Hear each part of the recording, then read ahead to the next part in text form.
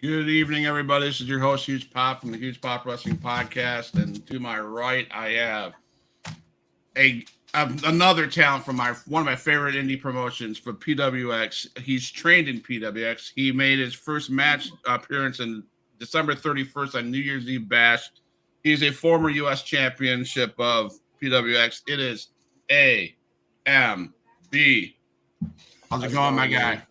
Good. I'm doing good. Thank you for having me. It's been a minute. It's been a minute, man. I haven't had you on, and I know there's a video out there that you claim that we talk trash about you on this program, and I apologize if other superstars of the PWX division or promotion talk shit about you. I have not met you, so if they talk shit about you, I'm so sorry. I try to keep it to a positive level on this show, as Sin would be able to tell you. Yeah, you never try to stir shit, right? No, never did. So, as we, by the way, we have Sin on from the Syndicate down here from PWX as well. He's just up here to help me put AMB on the hot seat. So we're about to spend another hour putting you on the hot seat. If that's okay with you? Let's do it. So, man, there's a lot I can talk about, but let's talk about, you're new into the business, but what in the world got you into wrestling as a kid growing up? My oldest brother. So our father was watching professional wrestling, and then when I was born, I was just like introduced to it through my oldest brother. And it's just been a generational type thing throughout my family. My current nephews love wrestling, of course, whether it be through me or through their dad or just through toys and stuff. It's just been a constant reoccurring thing in my life. And my first memory of life, honestly, is WrestleMania 17. We had it on a DVD or a VHS or something at the time. And I'm watching the TLC match, and I loved Jeff Hardy, as a kid. Rob Van Dam, those type of guys, those smaller guys. So, like, the underdog story has always kept me intrigued with, superstars in that aspect of professional wrestling.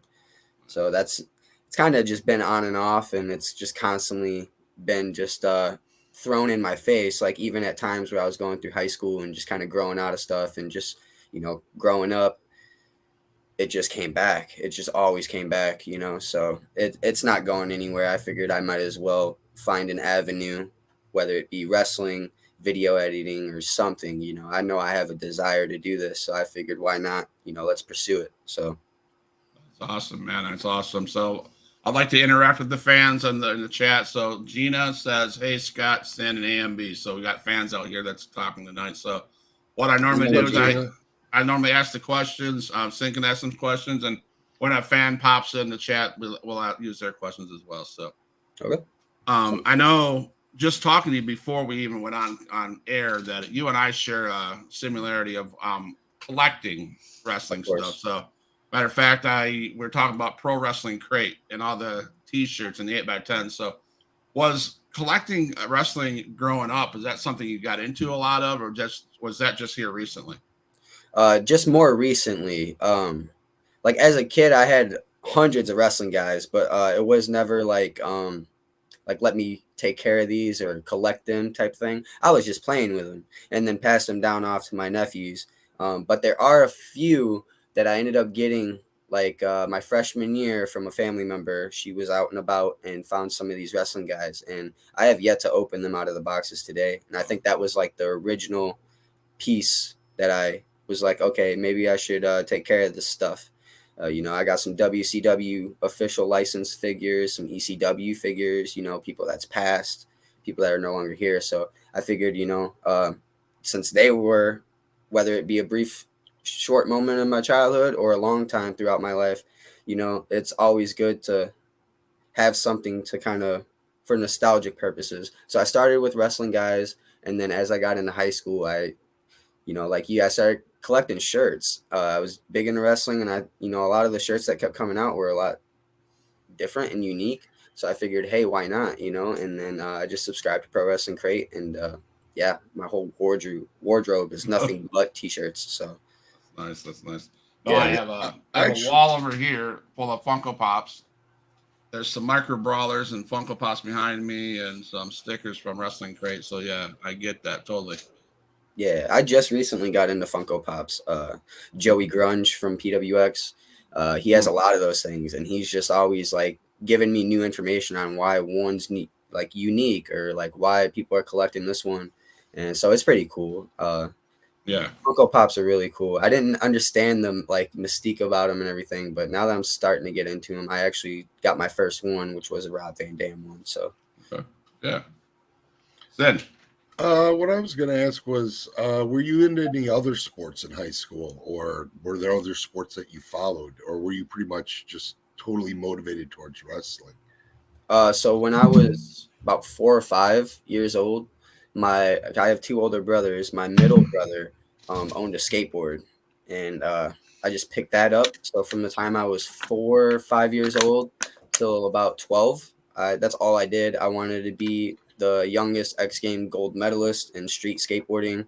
So I kind of started with that a little bit. I was always like very athletic. My mom, when I was real little, decided that she was thinking about putting me in gymnastics, and I kind of shied away from it. But now that I'm kind of reflecting, I wish I could have did something like that just to give it a shot. But football, I got into football through like late elementary, middle school days, and freshman year. I played a lot of football, about 2.5, 3 years. Had an injury, still kept playing, and then just kind of change of scenery and everything. I moved back to my hometown, so I kind of dwindled out of that. I did a lot of amateur wrestling. I did that for about 2.5, 3 years in Okay. elementary and middle school. And baseball, I was never really good at baseball. I couldn't really hit the ball that well, so they just threw me in the outfield. But I was quick, so I mean, I've always been kind of like agile, like a cat in a sense, and light on my feet, and good hand-eye coordination. So I think all of them sports that I did try and experiment with kind of taught me some things down the road. So Nice. That's awesome, man. Where did you train at? Where did you get your initial training from? so in 2019, there's a school in Woodstock, Illinois called Premier Pro Wrestling.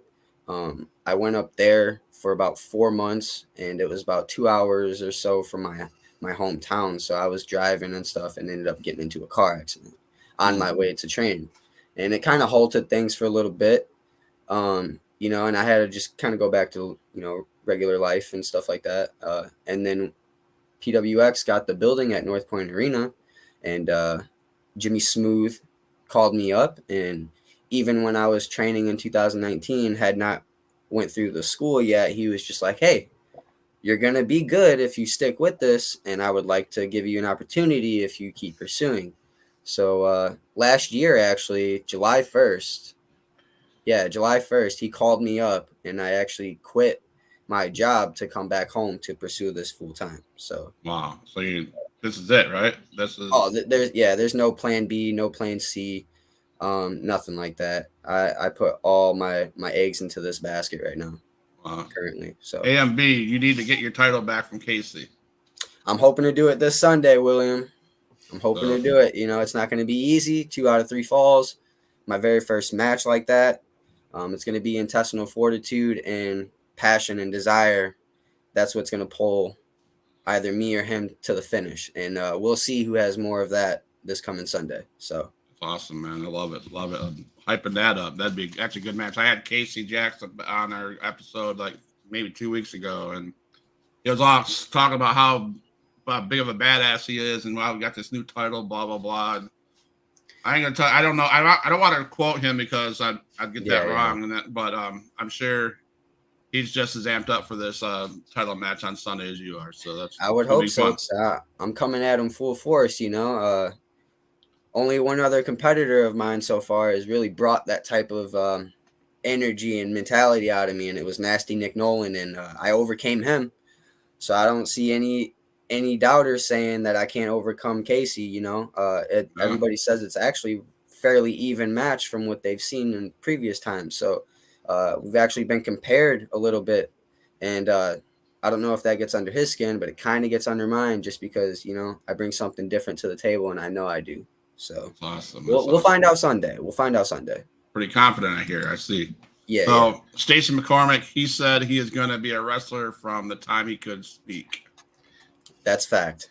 That is fact. I was probably in 4th grade at the time, and I had told my parents that, with that skateboarding stuff I was going through, but just that mentality of, shooting bigger for something larger than yourself and bigger than life.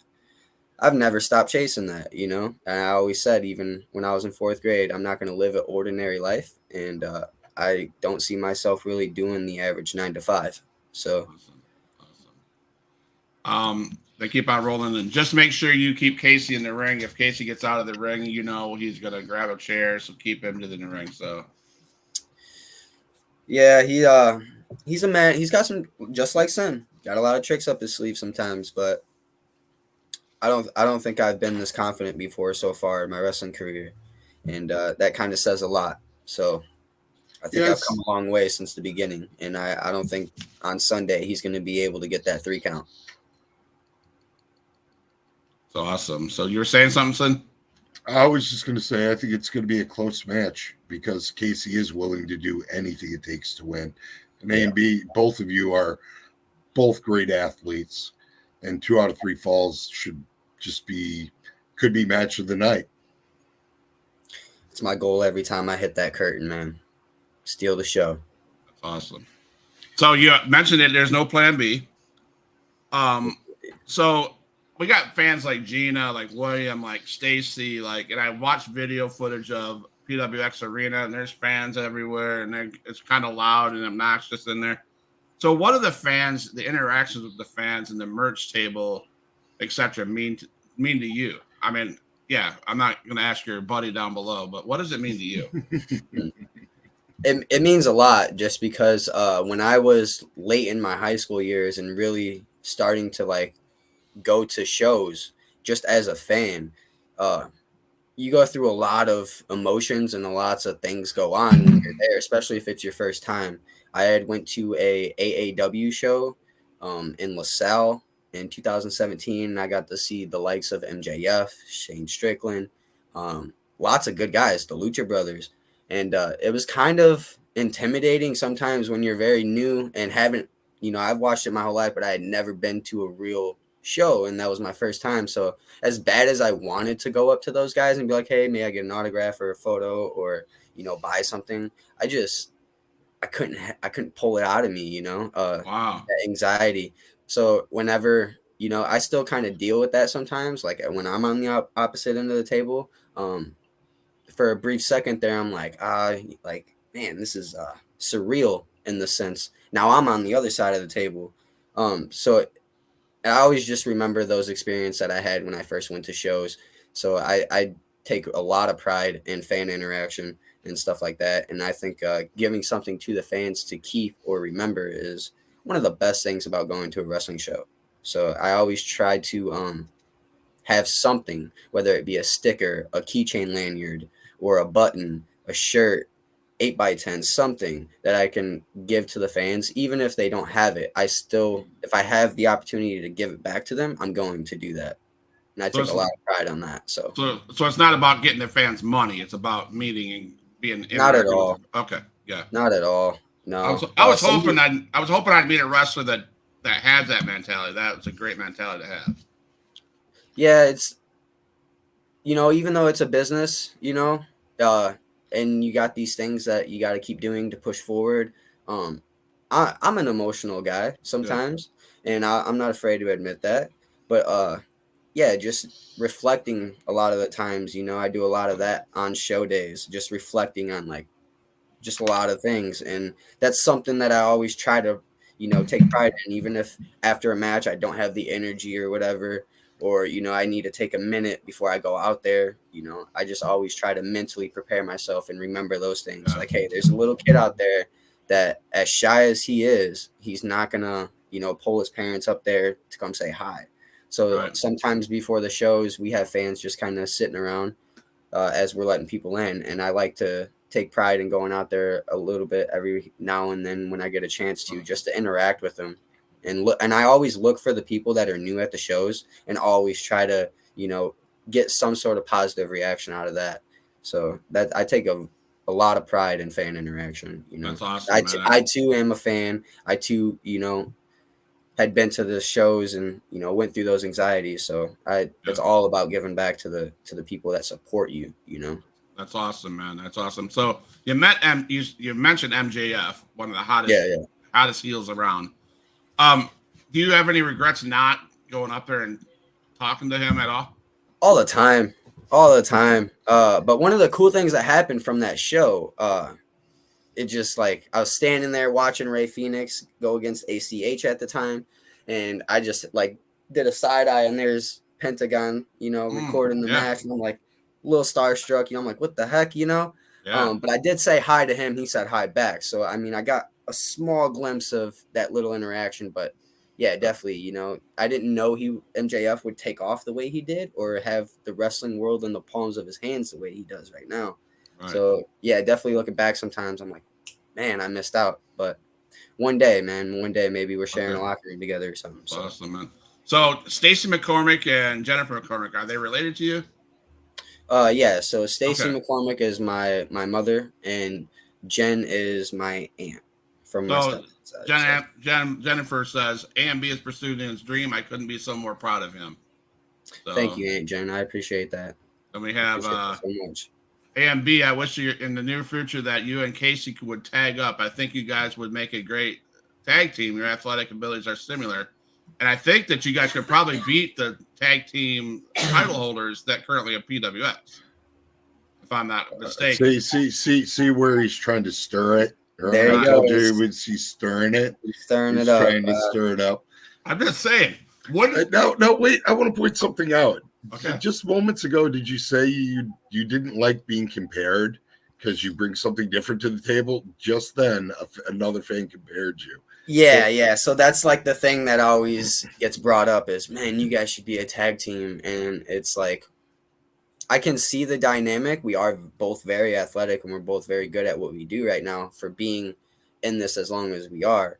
But yeah, I think I really have something that I can use or an ability that I can, showcase that is really going to make people connect. And I like the challenge of doing that, with me and my opponent. Just an individual singles competition. So I love that. It's a good learning curve. You learn so much through that. Yeah. And, it's just something that always gets brought up, and it's like, okay, right. I keep it in the back of my head, but it doesn't offend me or anything, but it's just, he's very good at what he's doing, even though we're wrestling against each other and all this stuff, I'll peel the curtain a little bit. He's dedicated, man. He's not going to quit for anything. So, and I have that same mentality too. So I can see the energy that he brings whenever he steps through those ropes.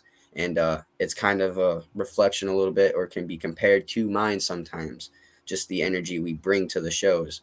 So, but other than that, I definitely, I believe that me and him on Sunday, we're going to be able to steal the show. And I think that with what we have in store, it's just going to leave the fans wanting more.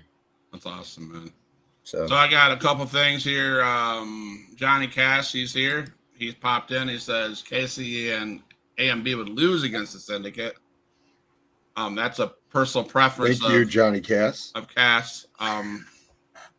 He is the no-show of the Syndicate, so he should have you guys. He should have Sid back, but he's a no-show. He's got my back tonight. Johnny Cass needs to learn how to swing a chair. That's all I'm saying. Yep. Swing that shit, Johnny. Swing it. He needs to learn how to swing a chair. He needs to learn how to show up. Oh, that was a good one. Yeah. Show up, Johnny. Joe, show up. I mean, yeah. So it's not about Johnny Cash. It's about AMB. Yeah, And I don't yeah, want to get off track here. yeah. So I know we talked about watching wrestling growing up and Mm. becoming a wrestler. So what day was it? Do you remember the day that you're like, yup, this is what I'm gonna do? Yeah, I do. Ironically enough, the house that we were living in during that time, when I was about to graduate high school, was like 3 houses to my left. So it's kind of cool sometimes, I'm a very thoughtful person. So when I step out onto the porch and I just look at that house, I'm like, that's where it really began. Um, Actually, funny enough, it was 2016 at Best of the Super Juniors, Will Ospreay, Ricochet, the match that everybody kind of shit on a little bit. Um, I had never seen wrestling like that before. Growing up, I only had the WWE, home videos and stuff like that. At the time, I don't even think I had the network yet. So it was just something that I came across and it just blew my mind away. I'm like, I had never seen wrestling other than WWE, ECW, and WCW. Um, to see something like that, it was just like, they do this? And then I started going down the wheel and learning about the independent wrestling scene. And I think that's what really intrigued me. I had never dove that deep into the wrestling history up until that point, and then just to find out, all the videos that was coming out, everyone's kind of bashing Will Ospreay and Ricochet for that match, Right. and I didn't understand the perspectives and stuff, so I was just like, "What? To get more insight, I'm gonna have to learn more about it." And then Seth Rollins too. I'm a big Seth Rollins fan. 2016 when he came back from his knee injury and pedigreed Roman Reigns at Money in the Bank, that was something I'll never forget. I shot up off my bed at the time and was so stoked. So it's just like moments like that. Those two moments in particular really made me think like, yo, I gotta feel this in some way or pursue this in some way. But yeah, and then all the other moments too, as I started learning about, wrestling and getting the network eventually and watching all this other stuff, it's just like there was a whole nother world that I had never been introduced to, Right. So I went down the rabbit hole and I've never stopped since. So I got a question. This is typically what happens. Do you look at wrestling totally differently now that you've learned how to wrestle? When I you will say, watch a match? yeah, I will say I watch a match a lot differently now than I did. It was a lot more easier for me to get drawn in, as a fan before I started wrestling. Now I just find myself watching their feet. I'm watching where they're placing everything, how they're doing stuff. I'm following them on social media or any other social platform just to see what they're doing for workouts or just to get better knowledge. Even though I'm not with these people directly, we live in a time where everything's just one click away, and you can get a little bit of insight out of everything. So just having a perspective to understand that, like, you can watch wrestling and still be a fan, but it definitely has altered the way I watch it sometimes, uh, but not in a negative way. But I'm just very more attentive, alert to what they're doing. So because there's things that I might want to, pursue, try, or do something, experiment.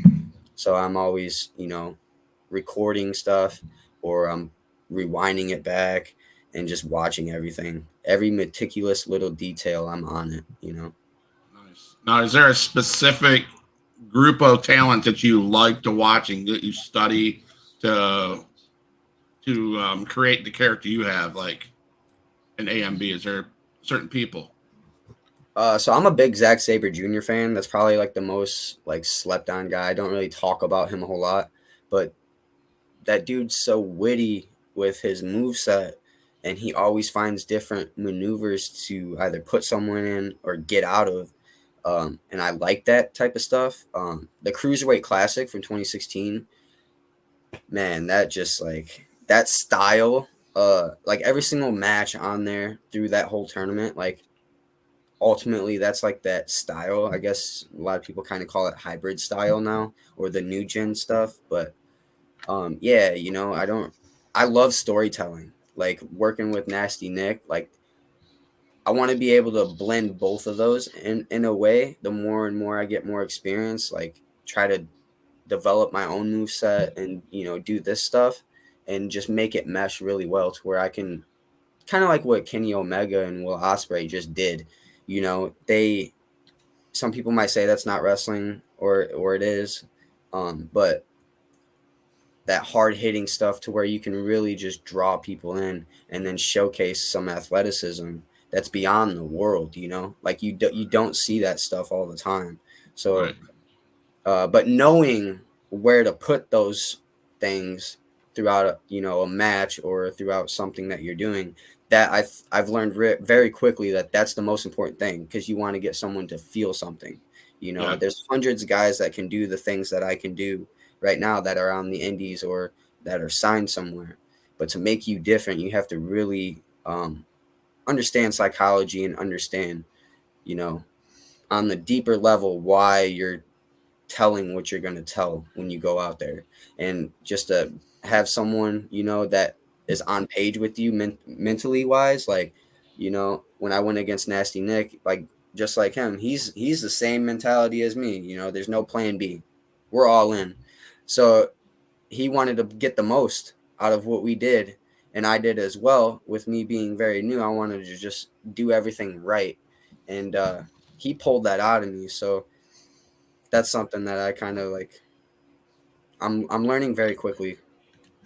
Learning very quickly in that aspect. So Whether you're a good guy or a bad guy, I think everybody's goal is to have the match of the night and to hit that nerve yeah, and storytelling to make the crowd feel. So I understand what you're saying 100%. yeah, it can And be I will say, challenging.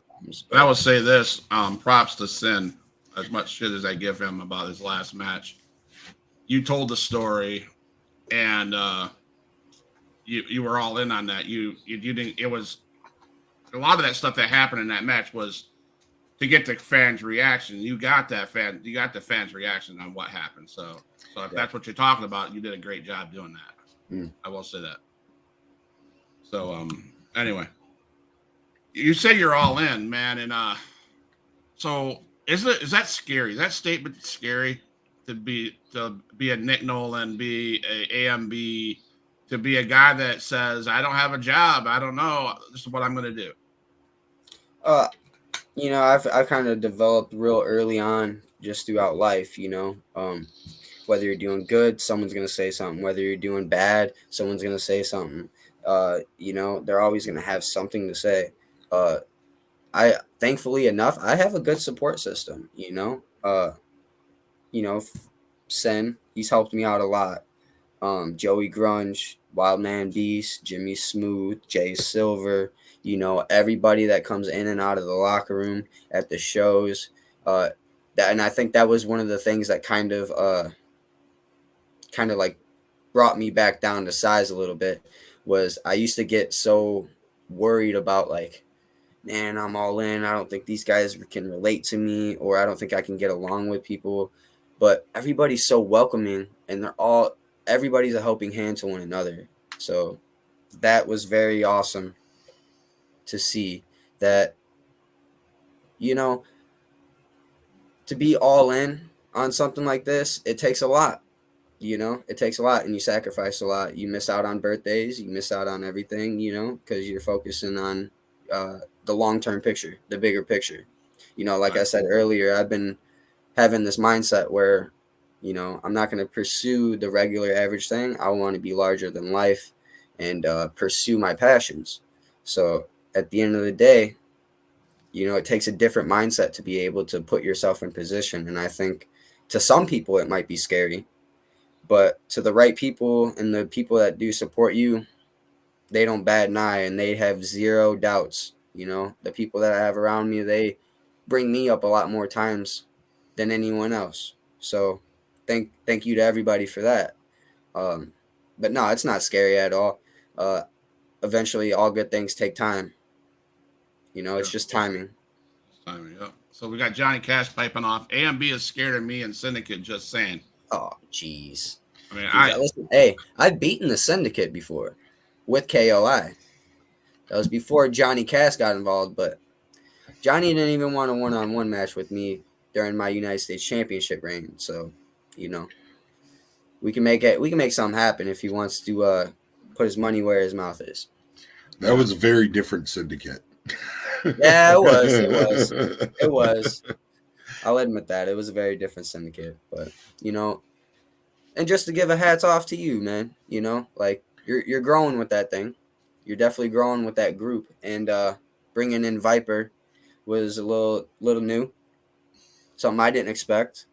But yeah, you guys seem to be figuring yourselves out. And, the syndicate can be scary sometimes, and they are a threat. Don't get that twisted. They're a threat. Well, he had to bring in Viper because he knew that he had a problem against Mayhem on last Thursday. So he had to do something ahead of time because of the stipulation that was made. So I'm sorry, I'm smarter than my opponent. Do I need to apologize for that? I mean, no apologies needed, bro. So there's a couple things that you hear as fans and stuff like this shit's fake. Right. What do you have to say to the fans that say this shit's fake?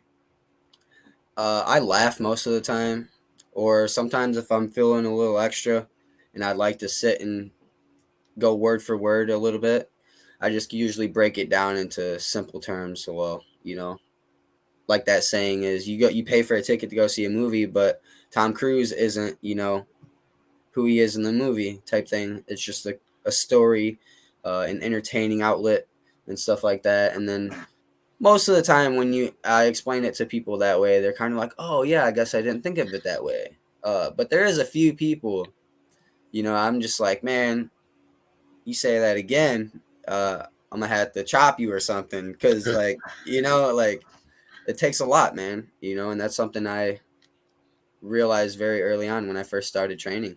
I had watched wrestling most of my life, and then I got to the school, and the dude told me to hit the ropes. I'm like, oh yeah, okay, it's rope.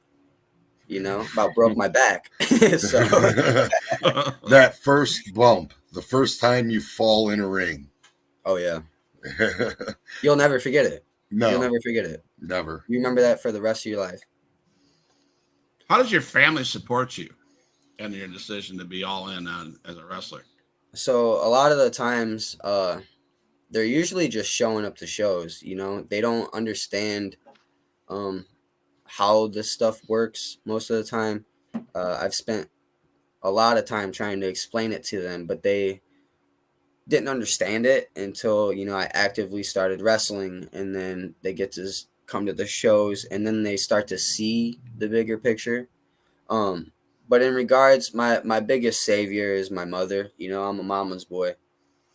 She helps me a lot. She has a business herself, and when I started doing this, like I had no idea how to edit anything or make merchandise, stuff like that.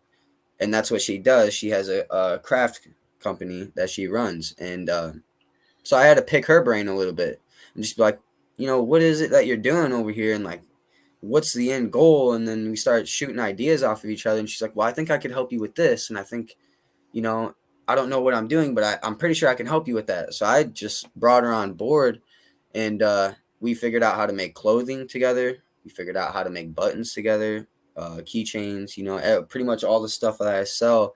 It's just me and my mom just kind of spitballing ideas and thinking of stuff and researching stuff and trying to figure out, how we can help each other out in that way. So my stepdad's a big supporter as well. My whole family is in general. But as far as like understanding what I'm doing in the long run and like what this entails and what it takes to, move forward through this, they're learning just as I'm learning. So it's kind of nice to have people like that, because they're learning a lot of things just in their personal life. And then here I am, I'm more worried about, well, how do I do this in the wrestling match? And, my problem's so small compared to theirs. But Yeah. every time I have a question, every time I have a curiosity or I'm intrigued by something and want to learn something, they're all hands on, every last one of them, So without them, I don't know where I would be, to be honest. One of my best friends too, my buddy Gavin. Yeah, I have nothing but the world. I owe that man the world, like when I left my job last year and came back to Illinois, you know, things were a little rough, so I stayed with him for a while, and he has a daughter, so like the mentality that I was in, you know, I needed a refresher, and I needed a more positive outlet and more positive people to interact with and stuff like that. So just being able to have him and spend that time that I did living with him and just being around his daughter, just made you realize, you know, all good things take time, and you know it's a marathon. So you just might as well have the endurance for as long as you can go.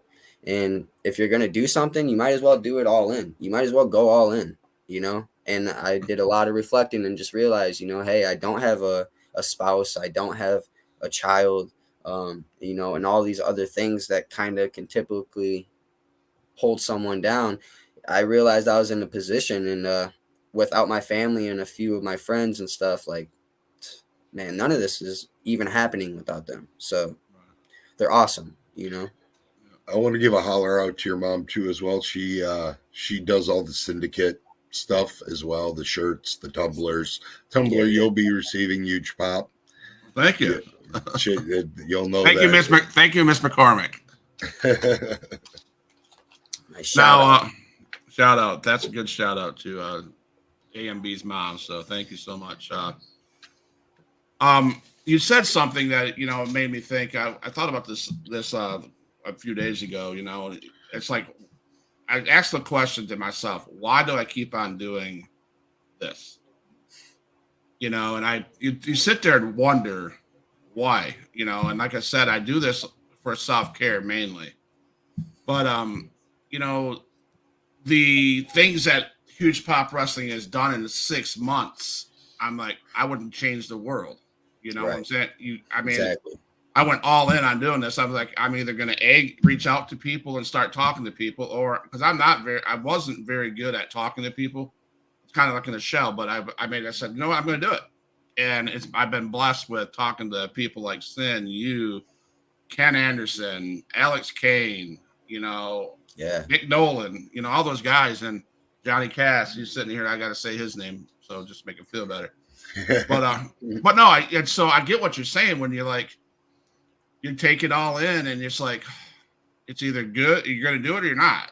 Yeah. You know, there's no hesitation. So Yeah, and like I had an epiphany type moment, you know, when I was at that other school. One of the first people that had ever bumped me in a wrestling ring was Sky Blue. And so like just watching AEW one day, you know, and I'm like going through this stuff, and I'm watching AEW, and it's like, there she is. Like, dang, what have I kind of been doing with myself? Like, if this is something I want to do, and I swear to God, that next day, I was on it. You know, I'm reaching out to everybody. I'm trying to figure out how I can go back to that school. I'm trying to figure out financial situations, you know, motor vehicles that I can use, or whatever the thing that I needed at the moment. I was trying to figure it out because, you know, it was just like an epiphany type moment, you know, yeah, like it's like, dang, 2.5 years ago, I was just, you know, rubbing shoulders with these people and learning from these guys and these girls. And, you know, the way the wrestling world works, it moves very fast. So, and that's something that I've kind of understood since I've been wrestling is you always want to show respect. You know, even if you think they're on the card, you think they're a wrestler, you think they're a promoter, whatever, you shake everybody's hand. You shake everybody's hand, and you mingle with them and associate with them and start talking to these people in a good way, and then you know you build some sort of repertoire with those guys, and the next thing you know, because you never know, that person that you were just at a show with last week or whatever could be the next big call up. And yeah, so you know, you mentioned Alex Kane. I met him for the very first time, I believe like a month ago at Janesville Wrestling Alliance in Wisconsin. And that was like the first time I had seen someone of that caliber of like a talent, you know, in my wrestling journey in itself. But that whole day, that dude was in a different mindset, and it showed, you know. But he was very respectful, very cordial, you know, with everybody. And he wasn't afraid to, you know, give people advice, even if he felt they didn't want it. He was willing to do it because yeah. sometimes you just need people that will do that for you. So it's pretty cool, you know. so far it's been a wild ride. That's awesome, man. So, how does a wrestler set out to reach out to different promotions? I mean, I know that Sin has worked for other promotions besides PWX. Yeah, You yeah. have Yeah. you have a list of that you have Honor Among Wrestling on tomorrow, Pro Wrestling Extreme on the 9th, Proving Ground Chicago, Gala Lucha. How do you go about reaching out? You just start emailing the heck out of people? Yeah. How, Emailing people. One of the best things that I think kind of helped me is, I've been paying dues, and everybody's paying dues no matter they're 10, 20 years in. You always pay dues. But I wasn't afraid to go pay dues. If that meant traveling out of state, with the promoter and some of the boys to go to a show just to help set up the ring, I was willing to do that. awesome, And I spent basically a whole year doing that, awesome, from the time I quit my job in July last year all the way up until December 31st. And awesome. even still, I still go on road trips where I'm not on shows, but I'm there tearing down the ring, setting up the ring, trying to just interact with some of these wrestlers on the indies and get to know some of these people, because you never know. You know what I mean? Like I was saying earlier, you just never know. And I think that was something that has helped me, guys like Sen, who kind of come from a different generation than mine. They understand that helps you more in the long run than anything. You know what I mean? So like to have a guy like Joey Grunge, even Wildman Beast, Sen, um, Jimmy Smooth. You know what I mean? I've done some travel trips with some of the midget wrestlers, some of those companies. First time I got in front of a crowd was with the midget rosters, and some of the best times of my life. Yeah. So seeing AMB skying off the top rope took me back to when he was 5, skying off my couch. All of us got stories about flying off people's couch. I mean, mine is I was watching Saturday Night's Main Event with my brother during Sid Vicious and Yeah. Hulk Hogan, I think. And Sid Vicious goes, "What does that? I smell. I smell a power bomb." So I picked my brother up and threw him through the bed. He he kicked his feet up, hit the light fixture off the ceiling, and I got in trouble. So that's that. Yeah, I but got loads of stories like that. I'll just tell one right now. There was one time I was in about fourth, fifth grade. Uh, was kind of still more on the skateboarding side of things. I would still play with my wrestling guys and stuff like that and watch weekly. But me and my brother, my oldest brother, we used to wrestle all the time. And he wanted to wrestle one day, and he actually T-bone suplexed me through a doghouse. oh shoot, Yeah, and off of a wooden fence at that. Like, man, yeah, it was some wild stuff. I had been hit in the head when I was 5 with a gutter, got busted open the hard way. We broke plenty of my mom's furniture, so that was my childhood. yeah. That was it right there. James Duncan says you stepped up your game, AMB, reaching out for your staying booked, like we discussed, paying dues, your Yeah, lifestyle. absolutely. Yep, you embrace it. So Of course, I embrace it.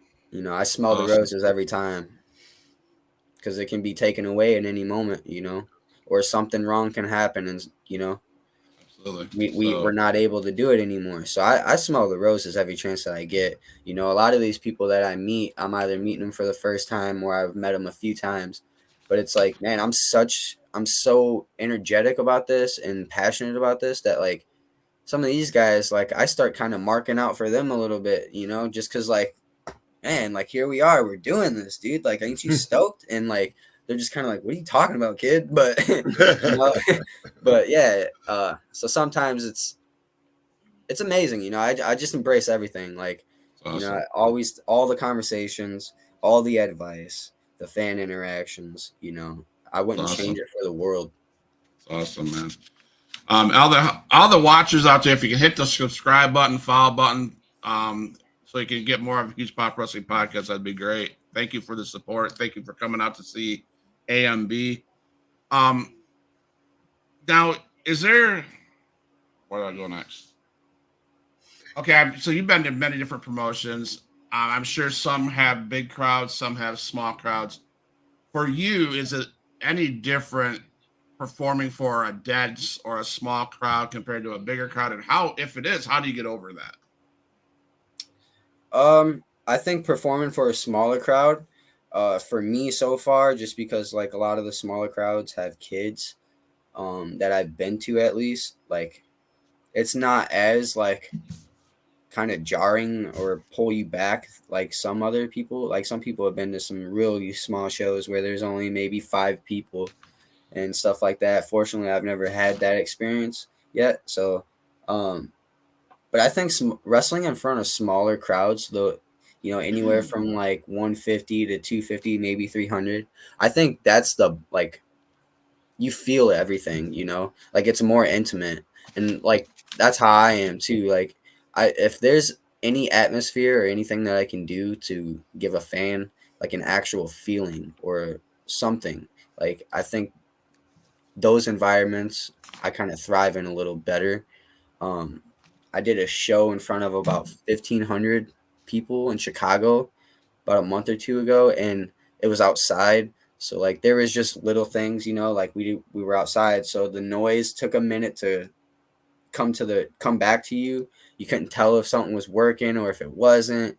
Um, yeah, so I think wrestling in front of smaller crowds and having the opportunity to be more intimate to give fans something, like they get the most out of that. So Right. now I wouldn't say it's really challenging at all, Okay. Now, do you guys get the attaboy or okay or the encouragement from the promotions? Like, for instance, let's take Jay Silver, for instance, for PWX. And now you go and you want to reach out to Honor Among Wrestling or Proving Ground Chicago.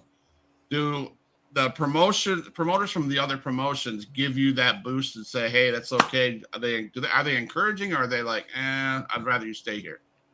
I've always I always ask first, and if they're shy away from the idea at first, it's like, oh, okay, I always I don't shit where I eat, if that makes sense, Yeah. So I had a couple conversations with Jay Silver a little bit, like, hey, do you think maybe I can try and go outside and maybe go to another venue or company and see, is this really working? You know what I mean? Being in front of a different crowd, I would. It's tough when you're in front of the same crowd sometimes. So I like that challenge. And from the very first day that I met Jay Silver, I told him, not really when you feel confident, but when I feel confident. Yeah. Because at the end of the day, it's me doing it, So if I feel confident enough that I can reach out to someone and get an opportunity to go elsewhere and have the chance to represent PWX or even just represent myself and showcase my abilities, I'm not going to shy away from it. So I've been taking any and every opportunity that I can get. So far I've wrestled in Illinois. I bounce back and forth between Illinois, Wisconsin, and Iowa a lot. So I'm usually up here in the Midwest, but I don't shy away from none of it. You keep AMB out wherever you go? Yeah. Okay. Yeah, that's actually the initials to my legal name. Okay. So, so far I haven't had any issues. You know what I mean? Yeah. I don't really see why it would be an issue in the long run. But I'm willing for anything because, again, that's part of the challenge and being in professional wrestling too. Right. There's going to be a time where I may show up to a show and this promoter needs me to step into another character or try something new or try something else. I'm not going to shy away from it because at the end of the day, this is what I'm here to do. I'm here to learn and I'm here to get the most out of it and just have fun. So at any point when those 3 marks aren't being checked, I remember when AMB was invented. Remember there was different spitballing going on between you and Mel? Yeah, I forgot what the first one was. It was something Adonis. Astonishing Austin Adonis. Triple A. No, the Triple A Astonishing Austin Adonis. That was thank a name. God, no. Thank God, no. There were some WWE level bad names in there. Yeah, it was it was cool to spitball ideas and stuff, and then to actually tap into like, well, okay, if I was going to be this character, what would this character look like? How would he act and stuff like that? So it was cool to try things like, and that's my biggest thing is like the moment I feel like I'm not nervous to go out there, and the moment I feel like I'm not getting the most out of it and I'm not learning anymore, is when I will leave, even if I have more in the tank physically to give, because it's all about elevating. Every place that you go to, you want to leave it better off than what it was when you first stepped foot, and that mentality is kind of what I have, and I feel like kind of pat myself on the back a little bit, but I take pride in PWX because I'm the homegrown guy. I'm the local, I'm the first trainee, and all this stuff. So like that place holds a special spot in my heart, Right. So And I'm because you said that, I'm gonna read a little bit about what the promoter Jay Silver says about you. You did say you were the homegrown guy. The first thing he said was he's homegrown. He's trained with PWX. His first match was December 31st, New Year's Eve Bash. It was a lumberjack match. The build-ups were amazing. You helped open at Northport Arena 1 year ago. This month. He's a kid that eats, breathes, and shits wrestling. You have the dream of being a wrestler and then put it all in hard work and to become one, even in his young stages of his career. It's pretty amazing to watch, and it's incredible as he furthers his training. So you do have man. in a promoter, you have in Jay Silver, you do have a lot of you made your mark. You made your way, AMB is in PWX to stay. And of course, I mean, Sen, he talks about you. That it says seeing him win the U.S. Championship live in person is one of those great moments you won't forget. And the crowd was super into it, and all the people have watched him grow and live his dream, where cheering and crying and everything. It was truly a great moment. Yeah, absolutely. It was like something that again, I had a great partner to tell that story with and to pull those things out of me and push me to a whole new level that I thought I wasn't even ready for. You know what I mean? I wanted to throw up like 6 times that night before the show even started.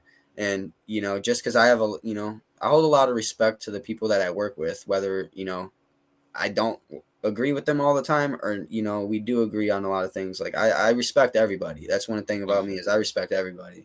Right. And so to make magic like that for real with Nasty Nick Nolan was just like, it took me like probably 4 days to realize what had just happened. So Absolutely. And I just want to make sure you know that PWX roster, PWX promoter, they all talk good stuff about you. Now, because I say that because you made reference in your promo that you were not on the show first. yeah. And people talking trash about you. And now Sid might have talked trash a little bit, but I can't remember exactly what he would have said. But I don't to make sure you know that we praise you guys. I love PWX. I love the roster. I've met the guys I've met. It's been amazing. And you're nothing. You're not anything. You're not a disappointment. I see the same thing in you as I do all these PWX wrestlers. So congratulations on what you're doing. Thank you. I appreciate that so much. Congratulations on what you're doing too, Sid. You're making history. There you go. Making history. Yeah. So, one of these days we're going to do something a little bit bigger. You and me will have to get in the ring together. Hey, I'm open to anything. Yeah. We've been at a couple parties, I think, but that's about it, right? yeah. Well, I already said it. I said it. You're gonna be in trouble this week, I think. I mean, I'm just saying, I see a future tag team title holders up at AMB and his partner. So Casey Jackson would be a good one too, right? To go against you and your friends. But anyways, so some quick short answers. Ready? All right, let's do it. Rapid fire. Woo! Where'd you get the best advice from? Who gave you the best advice? Nasty Nick Nolan. Okay. Who's the nicest guy backstage? Joey Grunge. Who are your favorite wrestlers growing up? Jeff Hardy, Rob Van Dam, Rey Mysterio. Greatest impact in your life? My mother. Awesome. Who's the closest friend in the industry? Ooh, that's a tough one. I would say Conan Lycan. Like that dude, just like Nasty Nick, gives me great advice every time. But he's so like giving to people, and he's always willing to help someone. So like, and then he's also just a good person to talk to in general. Besides wrestling, he's got a good energy about him. He's a good dude. Got a good head on his shoulders. Has nothing but potential. You know how this guy's not signed right now is beyond me. But yeah, I would say he's probably one of my closest in the wrestling business. Like if I have questions, I go to either him or Nasty Nick Nolan. So Awesome. What's your favorite match have you ever been in? ever been in? Whew. The United States Championship match, of course, that's like a given. But besides that one, I would say I wrestled an up and coming guy here at PWX named JB Mack, the Reverend. We did a singles match, and just to be able to kind of, be behind the scenes and to peel the curtain back, like, I train with this guy, and I see his attitude, his mentality, his work ethic, and then even when he's not in the ring and he's just himself, like he's a good guy. I have nothing else to say bad about the kid. He's young. He has nothing but potential to skyrocket to the top as long as he pursues this. And I just think that match kind of is pretty cool in my perspective, just because, I had a little helping hand in training him a little bit and work with him on some stuff. And to be able to know that PWX trusts me to go out there with a newer guy, to know that Mac trusted me and stuff, and to know that everybody who is in charge realized that it was going to be something, and I didn't even realize that. But by the end of that match, I was all smiles, just to see him go out there and do his thing, and then to be able to share the ring with him. Yeah, JB Mack, the Reverend, he definitely pulled something out of me and made me had fun in the ring rather than having to worry about, okay, this is what's going on, I need to counter this and do that. He just made it so relaxing for me, and it felt like just another training day, Awesome. And that's one thing I do like on this. For me, I like to have fun, and we call it stirring the pot. And Yeah. It's fun because Sin is and he really are. Sin is really easy to work with, and I don't even call it work. I just have fun on Sundays, and it's just fun. So back to the questions. Favorite wrestling promotion? WWE. Favorite male wrestler? Male wrestler? Stone Cold Steve Austin. I was named after him, so. All right. Female. There you go. Female wrestler. Female wrestler. Toni Storm.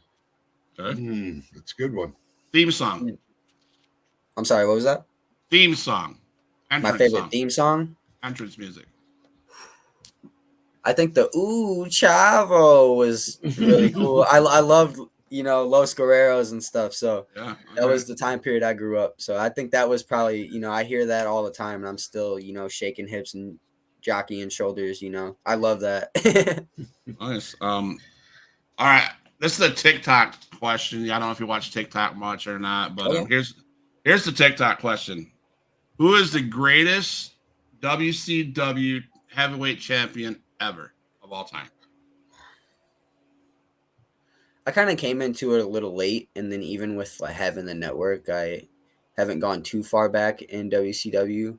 But honestly, the original WCW world champion, man, that's tough. There's been a lot of good ones, You're not gonna like my answer. Again, I came in kind of late, so I would have to say Benoit. When Benoit won the world title, that was awesome. I've always loved Chris Benoit. So mine's not gonna be that smart. It's the joke of TikTok is the greatest WCW champion ever is David Arquette. Oh my God, Jesus! I'm just gonna say Ric Flair. Oh, for sure. Yeah, for sure. Ric Flair, Ricky Steamboat, those guys. I got a reaction that I wanted, so that probably be put on TikTok here before tomorrow. So Okay. AMB and Mac would make a great tag team and would win against the Syndicate. Look at that. Look at that. I think Everyone's that's a little stirring the pot right biased. I now. think that's a little bit biased. Yeah, just a little bit, you know. I agree with you on that one. That's biased right there. Bring it down a little bit there. Yeah. Like I said, we'll have our day. We'll have our day in the ring together. Oh, for sure. You know, I mean, since I'm representing the Illinois Valley, eventually I'm gonna have to come after you for that. You know, you can't have that too long. You know, just so you know. I hope to hold on to it as long as I want to. Hey, but I will give you credit though. First PWX double champion in the company. Sin. So. He stopped stirring the pot and started smoking at David Arquette. Wow. That's got to go on the TikTok. That's got to go. That's got to be on the TikTok. So that's awesome. That's awesome, man. So PWX is this Sunday.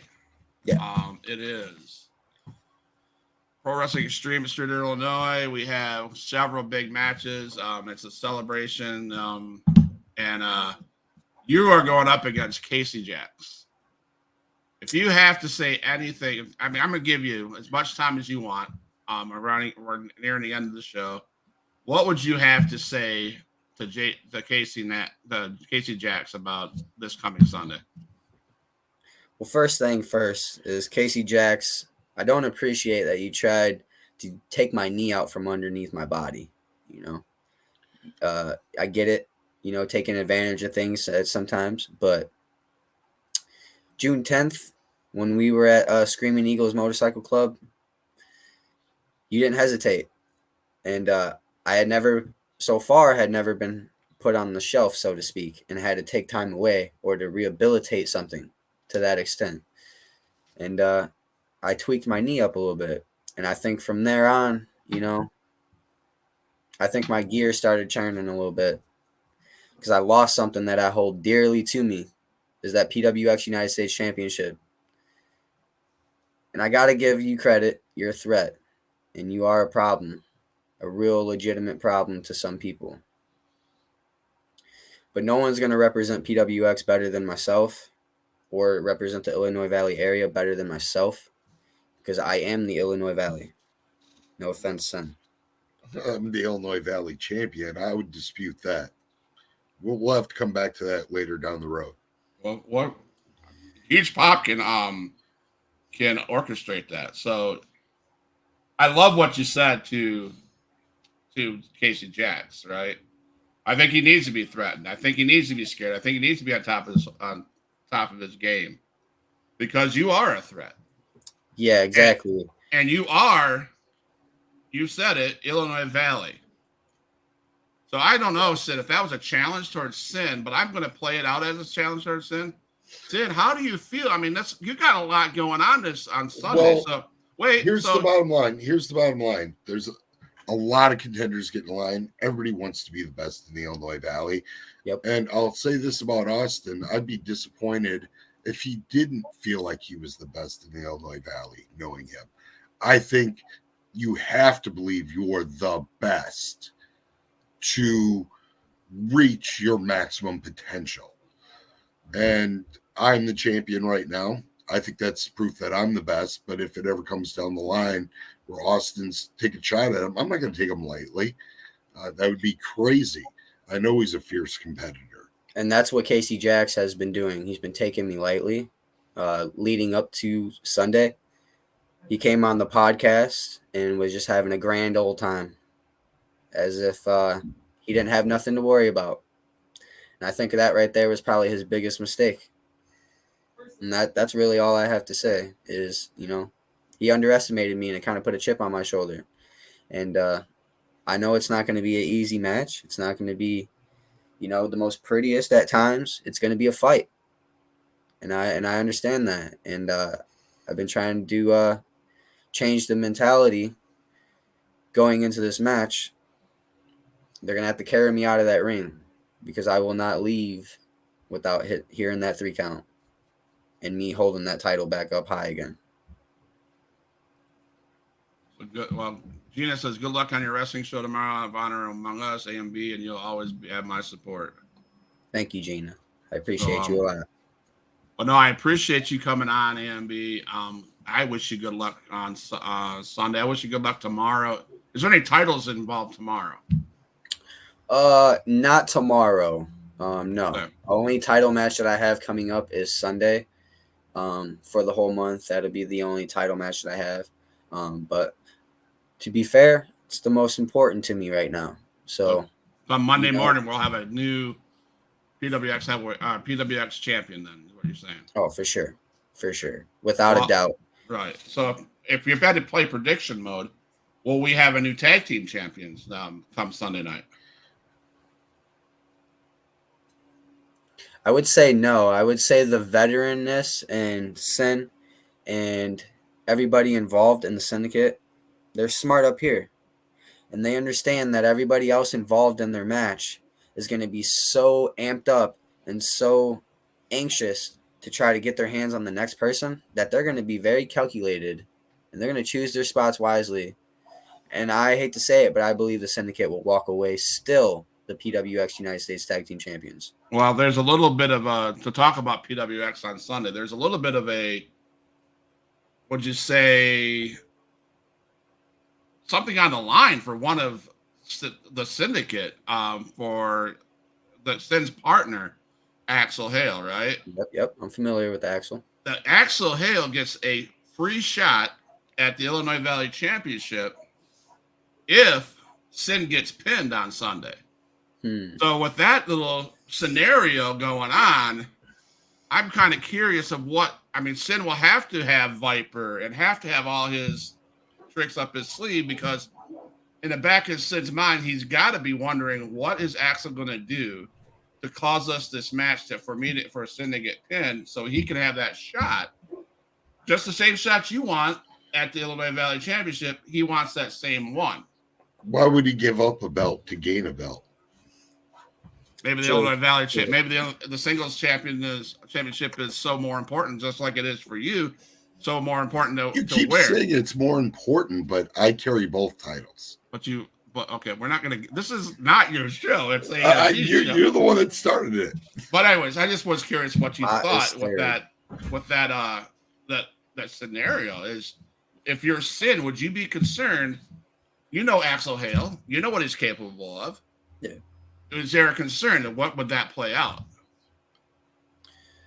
I don't think so.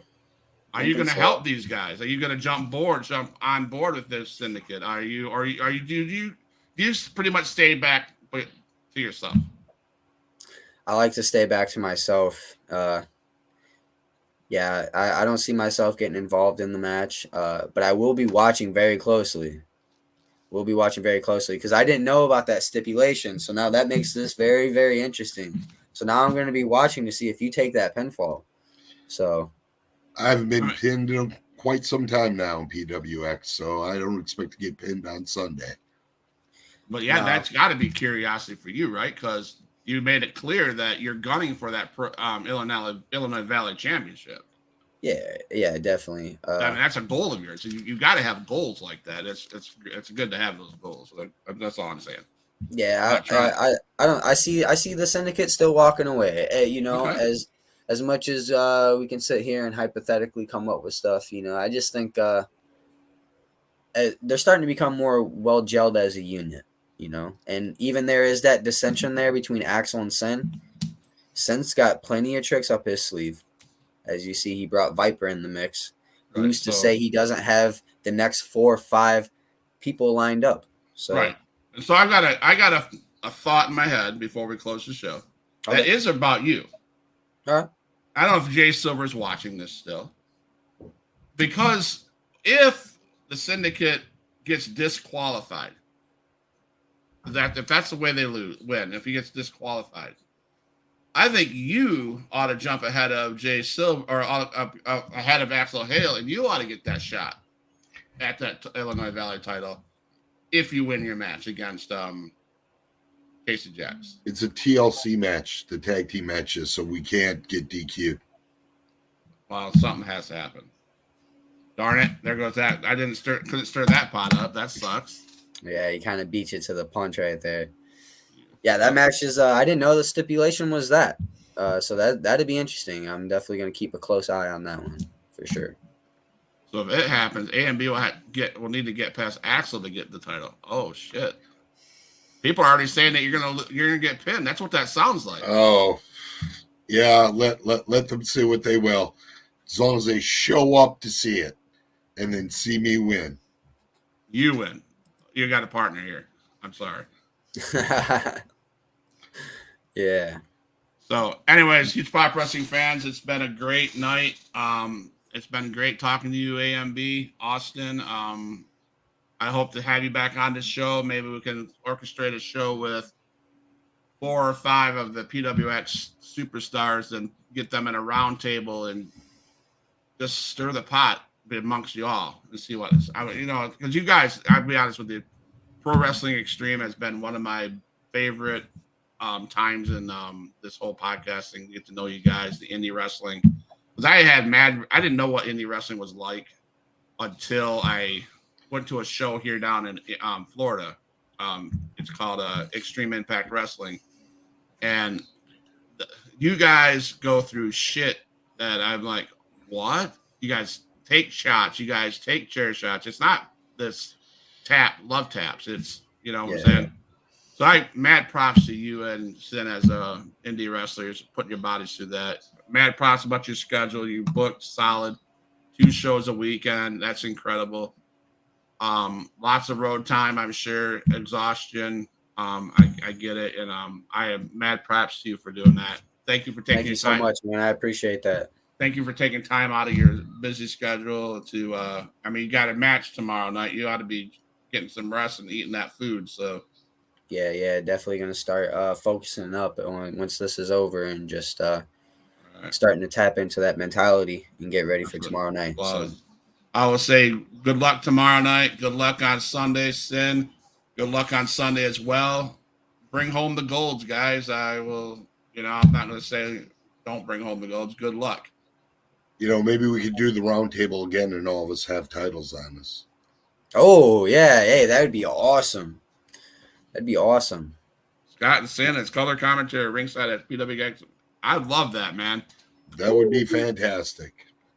Dude, if I lived closer to Streeter, Illinois, I would be doing that weekly. So I'm just saying, thank you, Pro Wrestling Extreme. Thank you, Jay Silver, for that. That means a lot to me. Yeah. But anyways, here we are. Have to get going. So I appreciate you guys. So would you say this to your opponent, Casey Jax? You're going to win because of this. I'm better than you, and you know it. Probably not as arrogantly. Not as arrogantly. So anyways, Casey Jax, you better watch out. This is going to be a good time. A little time. More respect in it, so he understands it's coming from a good place. Awesome. So thank you guys. Stay tuned. Meet me in the lobby. Don't go anywhere. I'm gonna end the show. Okay. Alrighty. All my dogs, make some noise up in this house.